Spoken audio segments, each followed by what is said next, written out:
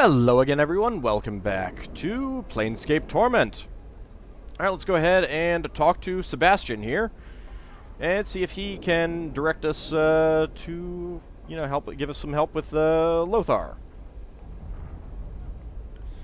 You see an older man in elegant robes. He has bright eyes and a warm smile. He gives you a slight bow as you approach. Good day, Cutter. I am Sebastian. How may I help you? Greetings. Greetings to you as well, Cutter. He stops in mid-sentence as he notices your scars. You see his eyes travel along them, and his eyebrows arch in surprise. He returns his gaze to you. I was about to ask what I could do for you, but there is no need. I think I see what you came to see me for, Cutter. What, are you trying to say that you can help me with these scars? Oh, that's right. We were directed to him because of the scars. He smiles at you and shrugs his shoulders. Perhaps, Cutter, perhaps. He leans forward and begins to examine your scars carefully. He runs a finger along several of them, mumbling to himself. Finally, he looks up at you. Yes, Cutter, I can help you. I cannot cure you, but I can alleviate the worst of your condition. And your price? Ah, yes, the price. He begins stroking his chin and stares at you. You get the impression that you are being weighed somehow. He seems to come to some sort of decision. I have a job that I think you could perform. Go on. I have signed a contract with a certain creature. I am no longer able to fulfill the contract. It is beyond my abilities. However, the creature will not release me from the contract. Instead, it has threatened me with death unless I fulfill the contract. Let me guess. You want me to solve this problem for you? He sighs. Yes, I cannot do it myself. My reputation demands that I fulfill the contract or face the consequences. I am at your mercy in this regard. Will you help me? What kind of creature are we talking about? An Abishai named Grosuk, Cutter. Maybe that's your problem. You shouldn't have signed a contract with an Abishai. He pauses to gauge your reaction. I know this is a difficult task, but one I think you can handle. Also, the reward I offer you is great. He gestures at your scars. What were you contracted to do? He shakes his head. I cannot reveal that information, Cutter. I am magically bound not to. That is why people come to me. They know that if I accept a contract, it will be handled with discretion. I see. An interesting proposal. He looks at you hopefully. Will you do it, Cutter?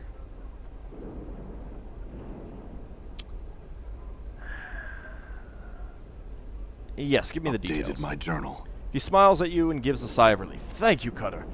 The creature is an Abishai named Grosuk. You will need a magic weapon to cause it any harm, so check with some of the shops if you do not own one. A spellcaster can harm it as well. Grosuk can be found to the east, beyond the siege tower. The siege tower? Yes, over beyond the market. Damned thing just appeared one day, several years back. No one knows why, and no one seems able to get inside to find out. I see. I have some other questions. I had a talking skull, and he was kidnapped. Can you help me? He stares at you for some time before answering. A skull. Yes, if I were to hazard a guess, I would say that your skull is now in the possession of the Master of the Bones, which means you should get yourself another skull, Cutter. What can you tell me about the Master of the Bones? He frowns and glances about for a moment. His name is Lothar of the Hill People, and he does not appreciate the attention of others. I know nothing of him and can answer no questions about him. You can actually see a hint of fear in his eyes. Let us speak of another subject, Cutter. Where can I find him? A ruined house somewhere in this ward leads to his domain. I know nothing more. You can actually see a hint of fear, yeah. Alright, very well. I have some other questions. Who are you? Oh, well.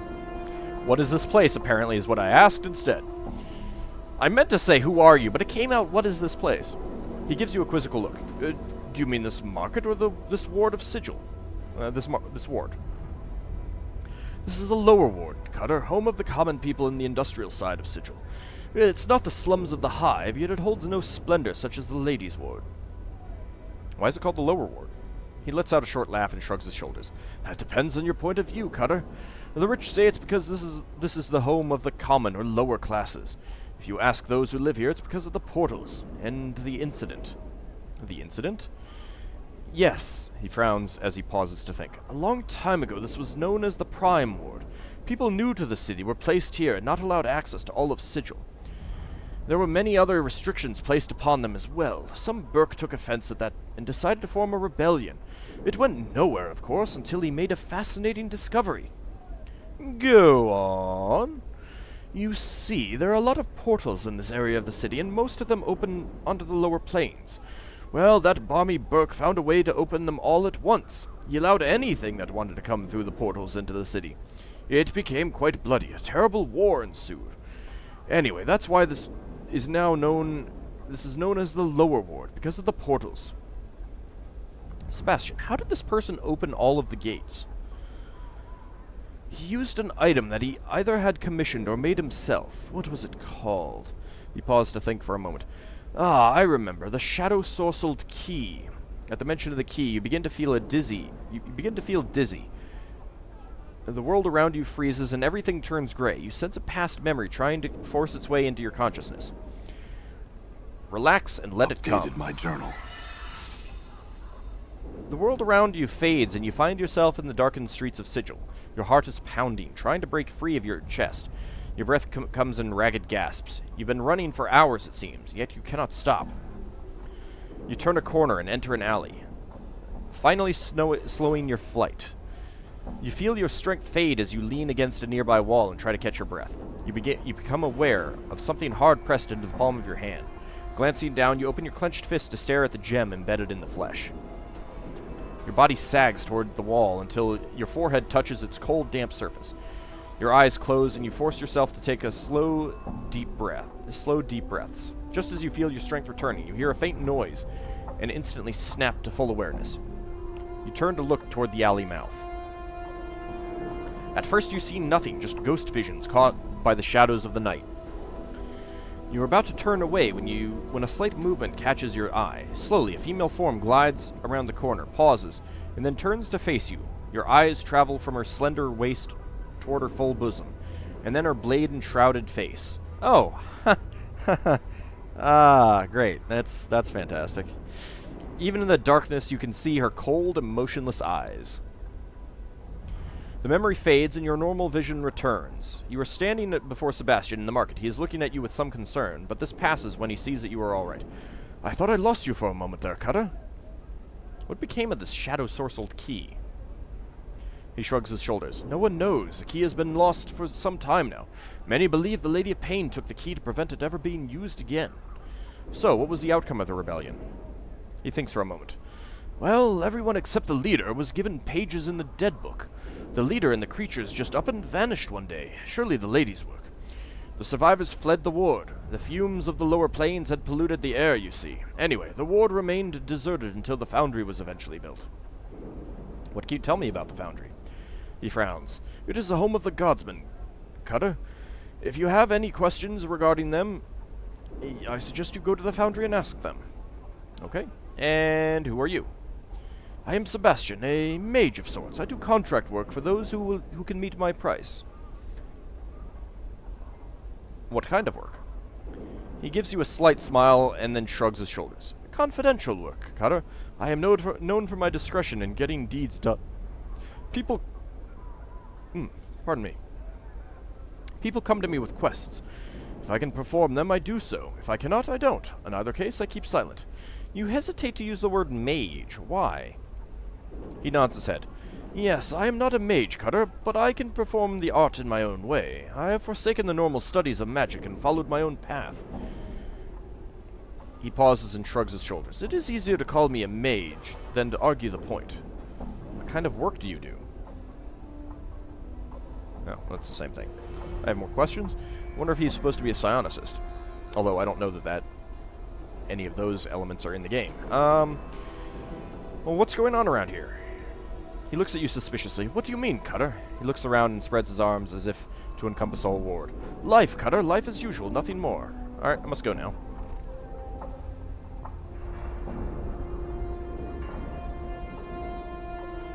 You see a Harmonium officer. He gives you a bored look as you approach. Greetings! Greetings, citizen. Measure 3 Vorten at your service. I have some questions. He sighs. I don't mean to be rude, but I am on duty and have no time for questions. He pauses. If you like information, go talk to Ebb Creeknees. Well, I already know who he is and where I can find him, so never mind. Alright, what about you? Corer? You see a middle-aged man wearing dusty clothes. He does not appear to be in the best of health. His skin is pale yellow, and you see an occasional pustule along his arms. Greetings! Or maybe I should say, greetings. Ugh.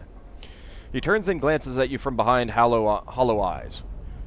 His eyes narrow in suspicion as he continues to glance around. What do you want? His voice is raspy. I have some questions. He turns his attention to you. Why you be bothering me for? I look the part of a tout? You seem to be a knowledgeable individual that I can learn from. He sighs. What you be wanting to know?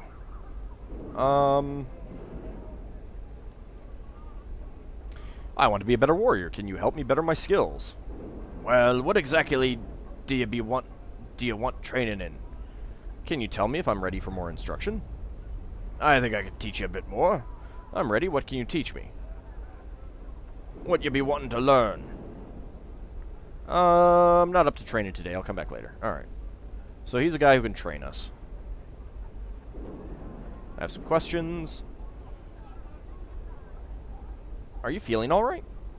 Nothing a few years of death won't cure. He coughs and looks up. Air's been getting worse than the ward of late. By my reckoning, it should level out once the great foundry settles, or wind blows through from the spire. What is with the air here?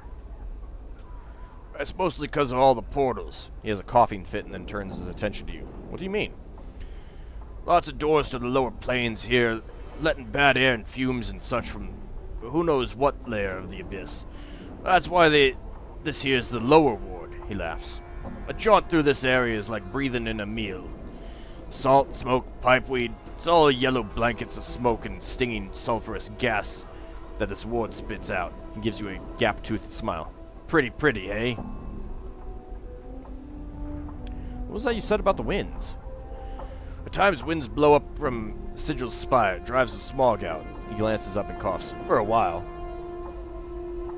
I must be going farewell. I don't need to talk to everyone about everything. We've already learned about the foundry. Ooh. I guess I'll take a pouch. I don't know if I can use that for anything. Some coins?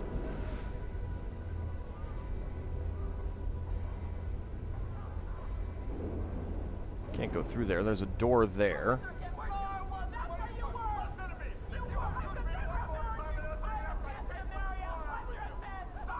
Got a door there that looks like it's in bad shape. Well, actually, this wrecked building looks a little out of place here.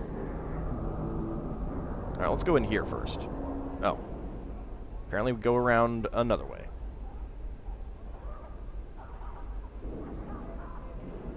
Ah, through there. Alright.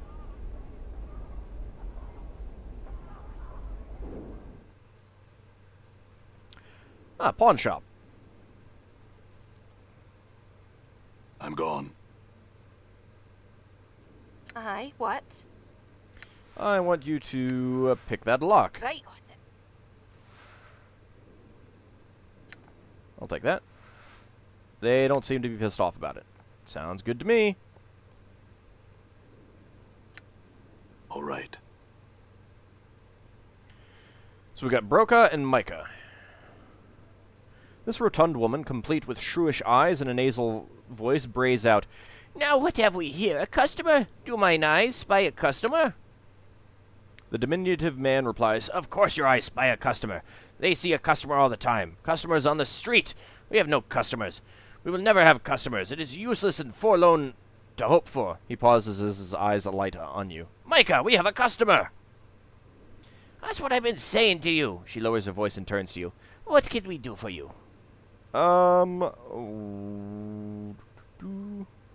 Who's he? He is Brokaw. He is my husband of 20-some years, though his inconstant nature makes it hard to believe he has not strayed in that time. It certainly does make it hard to believe. All those chances thrown away when I could have been having the time of my life. To be sure, the goats on the farm must miss your tender ministrations. Brokaw purples and puts and the two of them fall into what sounds like the latest in a long, long series of arguments. Their attentions are entirely devoted to each other, and they ignore you. I had a few more questions. The two of them are in a heated argument. They ignore you entirely as their words slowly fill the air in the shop. I'll come back later, then. No, that's okay. I was just looking. The dead one has returned, Brokaw. The dead one has returned. I can see that. Do you think I can't see that? Of course I can see that. I have eyes, don't I? He turns to you. What can I do for you today? Let's talk about trades. You've got cheese. You've got shards of fate.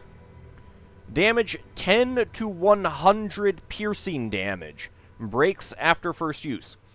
These gauntlets have been created from special crystals found only on the plains of Bator. When struck by these gauntlets, the crystals will shatter into thousands of pieces, tearing into the flesh and bone of those unlucky enough to be struck. Although heavy metal plates protect the user's hands, there remains a slight chance that some of the shards may strike the user. Ew. Well, that could be fun. Bandages, charcoal charm, cockroach charm. +4 to armor class. Cranium rat charm, whispering flask, glass eye, crimson sphere earring. 10% resistance to fire, 5% resistance to magical fire. Not usable by Ignis.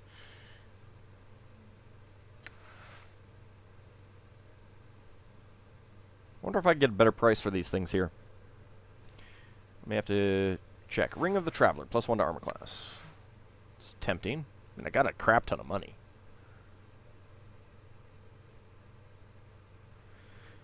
I am definitely tempted by that poisoned cheese that the other person had.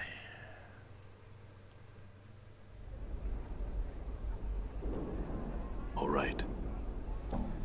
Since he only had one, and that seems like it might be quest-related. I'd like to buy something.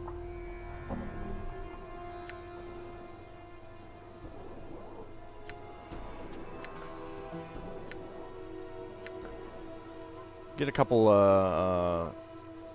bits of cheese there.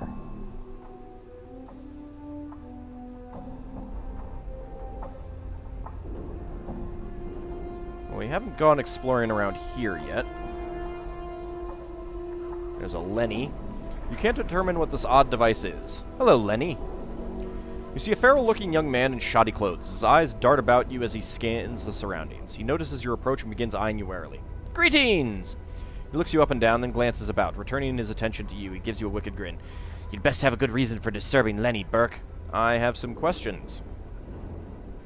He laughs at you. I ain't no tout. If you've got questions, go find one. His smile broadens. You'd best push off before I have to bleed you. I just need to ask you a few questions. He stops smiling and frowns at you. No, I don't know how to answer questions, Burke. I told you to go find a tout. Now get. He glares at you. Fine, farewell. I'm gonna take what's in here, though. Okay, so that would be out. These crates are beginning to show signs of age. Soon they will crumple into a pile of refuse.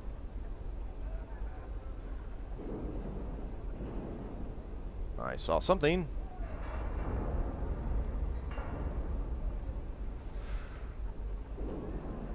Poor quality stiletto.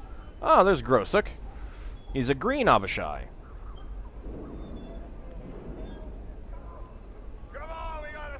In its lowered position, this drawbridge would give attackers access from the siege tower to the walls of a city or keep. This is like a... This is not exactly a prime material plane siege tower. I'll say that. This appears to be a siege tower. The walls are scarred and pitted. It has seen many a battle in its lifetime. Yeah, you don't keep siege towers around like that, really. Stylish script around this doorframe proclaims this building as a print shop. Oh, well, let's go in. Print shop pro? Messenger. I've got a message for you to run. Here, take it and these coins. I'll be back with your receipt. Scofflaw pen. Why would someone be known as Scofflaw? You see a thin, stooped man hunched over a desk, scribbling on a piece of paper. His hair is thinning and drab, drawn back into a ponytail, and thin spectacles adorn his hooked nose. His age could be anywhere from his early 20s to his late 40s. He doesn't look up as he speaks to you. What do you want? Make it quick. I'm missing a skull. He snorts. That's how it looks from where I'm standing, too. Don't take that tone of voice with me, or you'll regret it. I'm serious. A companion of mine has been stolen. And you might want to ask around for Lothar, Master of the Bones. Word has it he's got quite a nice little library of skulls. I don't know where to find him, though, and even if I did, I wouldn't tell. He knows more about magic than most Burks ever dreamt. And I wouldn't be the one to cross him. He turns back to his papers. Now get out. I had a few questions. Do they have to do with work? Yes, Giltspur asked me to deliver a handbill to you so you can print up 100 copies. He takes the handbill from you, looks it over, and says, I'll have it for him later. Go tell him. He turns back to his desk. I had a few questions. What do you print? Books, pamphlets, handbills, words, letters, whatever, he amends. Although I don't do racy prints, and I won't fulfill any perversions you might want, nor do I care to ask. I had a few questions. What is this place? He looks sharply at you, ceasing the scritching of his pen. Are you entirely dim? It's a printing shop. I print things here. Look around you. I print. I had a few questions. Well, no. Then you're wasting your time and mine. Good day. All right, fine, farewell. I mean, he's kind of a jerk, but... These barrels are probably here to catch rainwater. The only thing that fills them is dust. Okay, I actually meant to look at that, but whatever. Warehouse.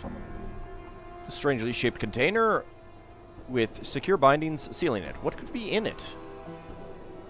The crates here are made of very sturdy stock. They must contain heavy items. A vault of the 9th Ward. Lena Conal Otis. All right. The crate bears the symbol of a skull and has a slogan, Engineered for Eternity, engraved upon it. Although the crates are stacked in a haphazard fashion, they appear to be sequentially numbered.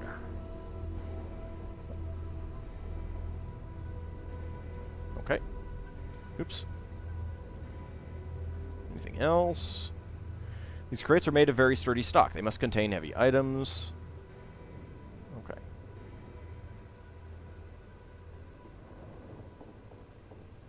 You see a middle-aged woman, her face care-lined and compassionate. She looks like she's led a hard life. Can I help you with something, stranger? I'm looking for a floating sarcastic skull. Have you seen it anywhere? A floating sarcastic skull? Sorry, haven't seen one around here. If you're looking for skulls, I'd try out the Bones of the Night. You look like you're into scars, and sure as Balors hate pit fiends, Lothar decorate you with a few more. Thanks, farewell. Let's... who are you? I'm Lena. I supervise these other two. She waves her hand at her companions. What do you do here?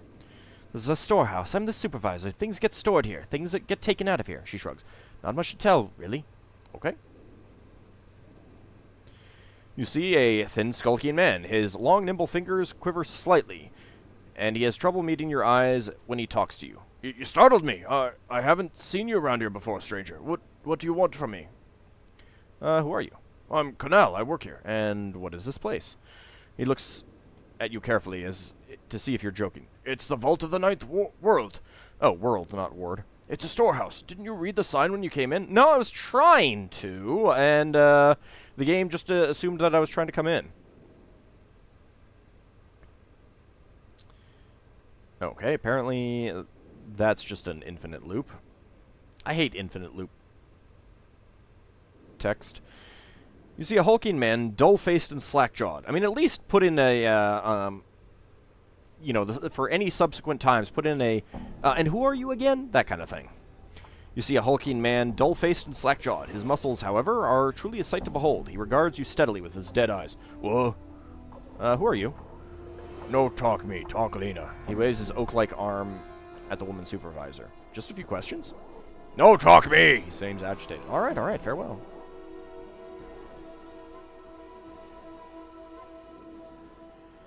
Welcome to the vaults of the Ninth World. How may I serve you this fine day, Sigilian? What is this place? The vaults of the Ninth World is pleased to serve as a warehouse of the lower ward and all the sentience of Sigil. Our motto is, when one world just isn't big enough, we provide storage space for those that have little to spare. Our prices are competitive, our service exemplary, and our courtesy to customers is known throughout the plains. What are you? I am the voice of the Vault of the Ninth World. I am here to serve you, the customer. Instruct me in what you desire. I'd like to store something. I'm sorry, we seem to be full up at the moment. Can I do anything else for you? I thought this was supposed to be a huge storehouse. Well, yes. The head sounds a little embarrassed. Only we ran out of space, and there's something a little fishy going on around here, and I don't know what. The gist of the matter is this. We don't really accept items for storage anymore. Oh, then I have a few questions. Of course, what can I do for you? Well, I'd like to claim something. And what is it you were looking for exactly?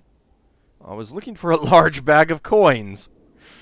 We have a bag of coins, like the one you described, sir. I'll just need to find out which one thing from you. How much was in it? Somehow this guess feels right. 1,123 coins. There's a guess 1,000, 500, 750, 331, 2,112. Here you go, sir. Thanks for storing your goods at the Vault of the Ninth World. Can I get anything else for you? I got 1,123 coins. Sure. Like to claim something. I was looking for a large bag of coins. I'm sorry, sir. That item has already been claimed. Would you like to claim something else? Yes. Nothing. I had some questions. I will probably get something or find out something when I, as we go along or something like that. Why is this place called the Vault of the Ninth World? Frankly, I have no idea. I think the owners thought it would be a clever name or something. Is this place really as big as a world? No, it's just a marketing exaggeration. There's a lot of space here, but not that much. Oh, farewell. Farewell, we at the Vault of the Ninth World value your business. Please return. Farewell. I don't need to be sarcastic.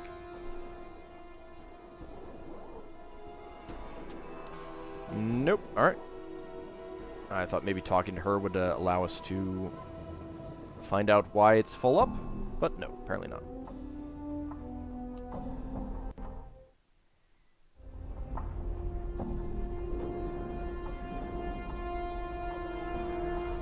Barely legible script above the entry proclaims this building to be the Vault of the Ninth World. Darren, we've got female slave, male slave, male slave, and Min. The man has rough leathery skin and a pale yellow cast to his gaunt features. His face is angular, his nose is small and highly placed, and his ears taper to points. A tracery of tattoos and scars cover his body. He is dressed in strange, gaudy leathers that look more ornamental than combat-ready. His eyes are like two small black stones, and they track you as you approach. Before you reach him, Dakon pauses. I would caution you against speaking to this Goth Yankee. What's a Goth Yankee? Updated my journal. Goth Yankee and Goth Zerai were once of common stock. We were slaves and food for the Illithids, mind flayers, who devoured our lives in order to succor their own, actually. One of our ancestors, the warrior Queen Gith, led us to victory against the Illithids, and we escaped. We've waged unending war on the mind flayers ever since. However, there was disagreement over the future of our people. Upon the blasted plains, our leader Zerthamon made the pronouncement of two skies, and steel was bared. One race became the two. It is a rift that cannot be crossed peacefully. Actually, three, but I think the Pirates of Gith split off from the Goth Yankee afterwards. That's my opinion, based on their abilities and appearance and everything like that. We're going to speak to him anyway. Dakon nods. The Goth Yankee has been watching your approach, and seems to ignore you entirely. Dakon who wails on the walls of shocked lore and unexpected surprise. He draws his weapon. Dakon also draws his blade. Ye men, your blood shall corrode the flagstones of the street. Stop. Dakon speaks to you, though he never takes his eyes off his opponent. Hold fast and do not stand between our blades. Let it go, Dakon. Dakon speaks to the Goth Yankee. Ye men, this is not a place of battle. The entire multiverse is our battlefield, dog. There are no sanctuaries. There is no peace. You shall die. The Goth Yankee attacks. Well, I mean, if you're just gonna up and attack me. I miss my skull, though. Balance in all things. Go ahead and magic missile the sucker. And magic missile the sucker again. Oh, never mind. Oh. And Goth Yankee soldiers just suddenly appear. And all he had on him was a bronze ring. What? Oh my lord, that is, more Goth Yankee soldiers than I expected.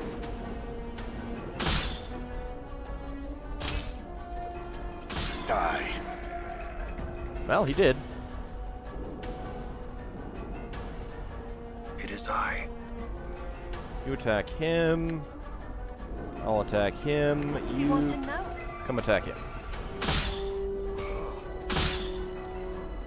8 damage. Take the coins. 3 damage. Die.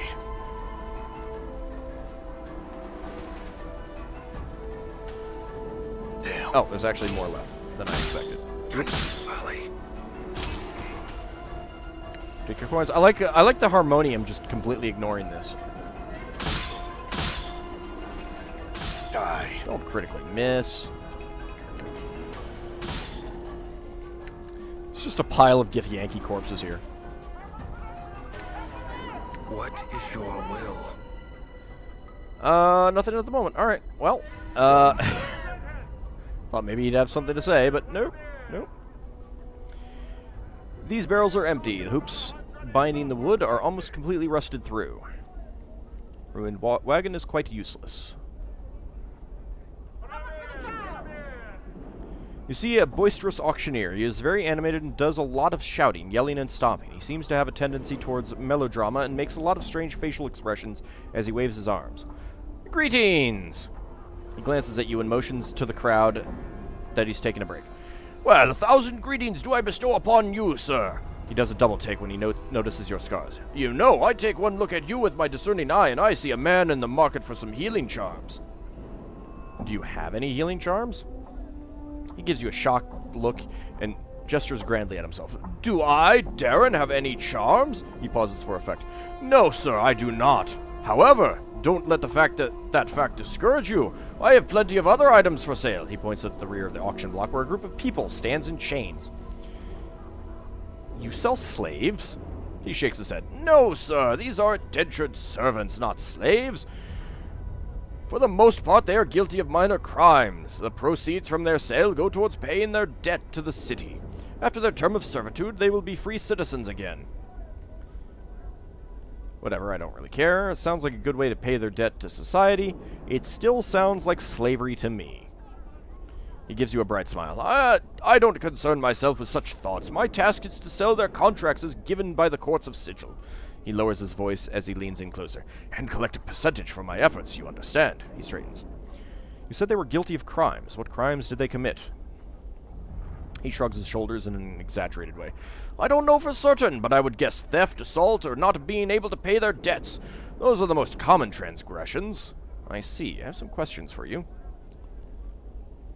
I'm looking for someone named Lothar, or the Master of the Bones. He gives you a look of mock concern. It would be a dangerous thing, I'd be saying if I told you, Fred. I have no wish to put you in jeopardy. But I want to go on Jeopardy. I totally want to clean house with and beat Ken Jennings and everything. Oh, you're not talking about the game show. Sorry. I happen to like danger. Imperil me. He lets out a boisterous laugh. Very well, friend.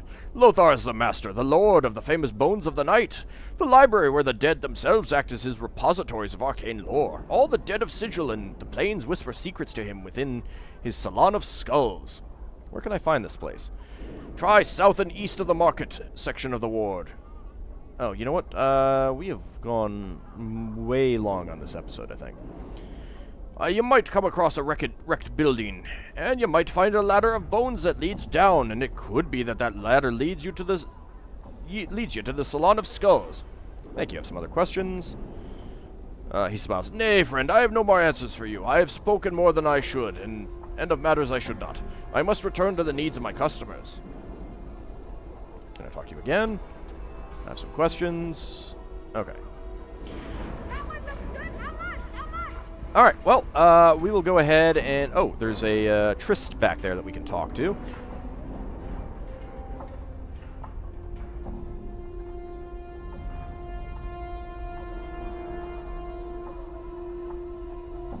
Alright. Yeah, we'll talk to her in the next episode. See you then, everyone.